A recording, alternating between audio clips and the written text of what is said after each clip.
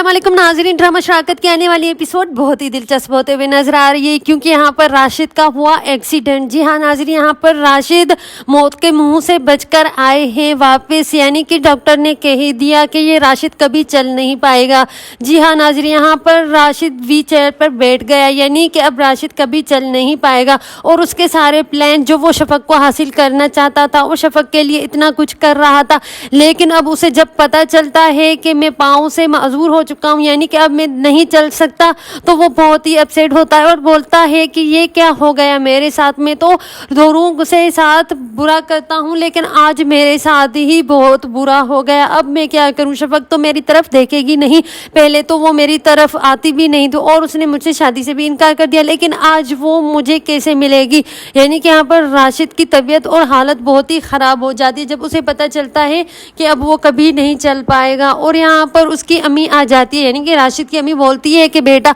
मैंने तुम्हें कहा था कि किसी मासूम लड़की के पीछे न पड़ो और किसी के साथ इतनी जुल्म न किया करो, कभी अल्लाह की लाठी बे आवाज़ है। और आज देखो तुम्हारे साथ क्या हो गया, अब इस हादसे के तुम क्या करोगे। तो यहाँ पर राशिद बोलते हैं कि मैं अम्मी कुछ भी करूँगा, लेकिन शफक को तो मैं हासिल करके ही रहूँगा। यानी कि यहाँ पर राशिद की हालत बहुत ही ख़राब होती, वो अब चलने के लायक भी नहीं रहा, लेकिन फिर भी वो महाम के साथ मिला हुआ होता है। और यहाँ पर महाम जब राशिद से मिलने आती है और देखती है कि यहाँ पर राशिद की हालत बिल्कुल ख़राब हो चुकी है, या राशिद कभी चल फिर नहीं पाएगा, तो महाम बोलती है कि अब क्या होगा राशिद, जबकि शफक तो तुम्हारी तरफ देखती नहीं, अब उसे पता चलेगा कि तुम्हारे पाँव अब तुम्हारे काम के नहीं रहे और तुम कभी चल फिर नहीं सकते, तो वो फिर से तुमसे शादी कैसे करेगी और तुम्हारे पास तो कभी नहीं आने वाली। तो यहाँ पर राशिद बोलते हैं कि महाम मेरे ऊपर हंसो मत, क्योंकि तुम्हारा ज़ारून भाई तुमसे छीन गया है, अगर तुम मुझसे इस तरह बात करोगी तो मैं जाकर ज़ारून को बता दूंगा कि तुमने ही शफक पे झूठे इल्ज़ाम लगाए थे और तुम यहाँ से बनकर उसे परेशान करती रही और तुमने ही ज़ारा के बच्चे,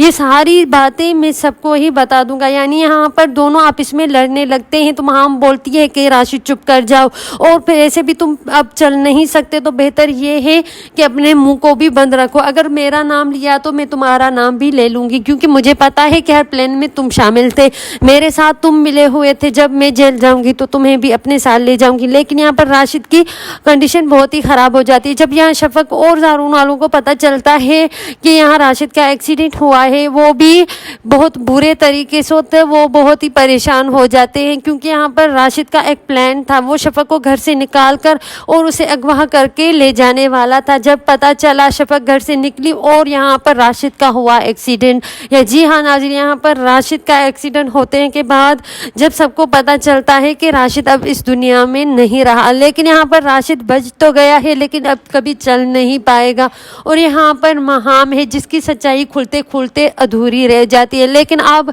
लास्ट आने वाली एपिसोड बहुत ही दिलचस्प होने वाली है, क्योंकि महाम की सारी सच्चाई वैसे तो खुल चुकी है, लेकिन अब यहाँ पर यासिर आएगा और यासिर ने कह दिया कि महाम तुमने मुझे पैसे नहीं दिए थे, तुमने मुझसे पूरा काम निकलवाया था, लेकिन अब तुम्हारी सारी सच्चाई मैं ज़ारून को बता ही दूंगा। यहाँ पर महाम अपनी मिन्नतें करते और हाथ जोड़ते और बोलती है कि यासिर तुम्हें तुम्हारे पैसे मिल ही जाएंगे, लेकिन तुम किसी को ना बताना कि तुम मेरे साथ और मैं तुम्हारे साथ, हमने ये प्लान बनाया था कि शफक पे झूठा इल्ज़ाम लगाएंगे और तुम ही वो हो यासिर बनकर जो शफक को मैसेज करते रहते थे और शफक को परेशान किया था और मैं तुम्हारे साथ मिली हुई थी। यानी कि ये सारी बातें अगर तुमने बताई तो तुम्हारे साथ बहुत ही बुरा होगा और तुम्हें पता नहीं कि मैं कौन हूँ और क्या कर सकती थी। यानी कि यहाँ पर ये यासिर को धमका रही होती है और ब्लैकमेल कर रही होती है, लेकिन यहाँ पर ज़ारून को तो सब कुछ पता चल ही चुका है। लेकिन यहाँ पर महाम अच्छे बनने का नाटक कर रही है और उसका एक नया प्लान है, यानी कि वो शफक को फिर से ज़ारून की ज़िंदगी से निकालना चाहती है और उसकी नज़रों में गिराना चाहती है। लेकिन यहाँ पर ज़ारा और रमीज़ को तो बिल्कुल भी भरोसा नहीं रहा महाम पर, क्योंकि